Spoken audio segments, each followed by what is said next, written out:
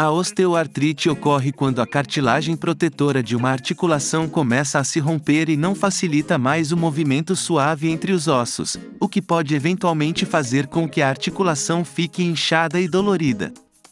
Quando esta condição se desenvolve na coluna cervical, é chamada de osteoartrite cervical.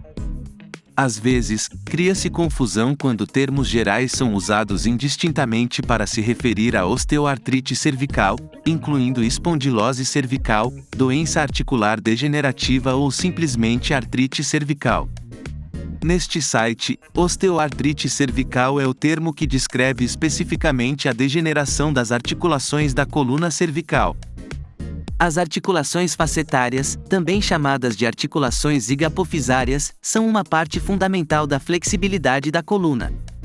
Duas pequenas articulações facetárias estão localizadas na parte posterior de cada nível vertebral, uma à direita e outra à esquerda, permitindo movimentos limitados para frente, para trás e de torção.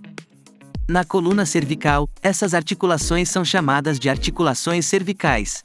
Uma articulação facetária é composta por cartilagem dura, porém lisa, nas superfícies articuladas superior e inferior para proteger a parte posterior dos ossos vertebrais.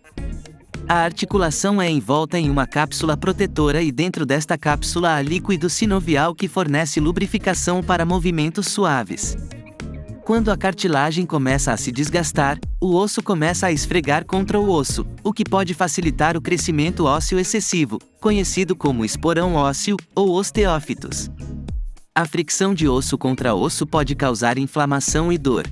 Além disso, fragmentos de osso e cartilagem podem quebrar-se e começar a flutuar no líquido sinovial da cápsula articular, o que pode causar mais inflamação e desconforto. A osteoartrite cervical torna-se mais comum à medida que as pessoas envelhecem, por isso o desgaste natural sofrido pelas articulações facetárias ao longo do tempo é considerado um fator importante no seu desenvolvimento. No entanto, a comunidade médica continua a estudar a questão e outros fatores também parecem desempenhar um papel no desenvolvimento da osteoartrite, incluindo os próximos fatores. Genética. Algumas evidências sugerem que a osteoartrite pode ocorrer em famílias, o que indicaria que algumas pessoas são geneticamente predispostas a ter cartilagem que se decompõe mais cedo. Ferida. Se a articulação for lesionada, como uma ruptura na cartilagem e na cápsula protetora da articulação, a articulação pode ficar mais inflamada e a cartilagem pode desgastar-se mais cedo. Lesões nas articulações podem ocorrer de várias maneiras, como em uma queda ou durante a prática de um esporte. Ocupação. Certas ocupações, como trabalhos que envolvem muitos movimentos repetitivos ou trabalho pesado como construção, podem colocar mais estresse na coluna cervical. Peso. Pessoas com excesso de peso tendem a desenvolver osteoartrite mais cedo, inclusive no pescoço.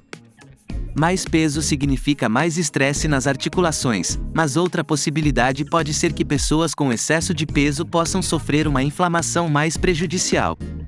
Atualmente, a literatura médica tem dados limitados sobre se o tabagismo contribui ou não para a osteoartrite na coluna vertebral. No entanto, fumar tem sido associado ao aumento da dor no pescoço em geral. Se a osteoartrite cervical se tornar avançada e os esporões ósseos se tornarem suficientemente grandes, pode começar a ocorrer estreitamento no canal espinhal e no forame intervertebral, a chamada estenose espinhal e foraminal. Quando esses espaços começam a se estreitar, a medula espinhal ou uma raiz nervosa cervical podem ficar comprimidas.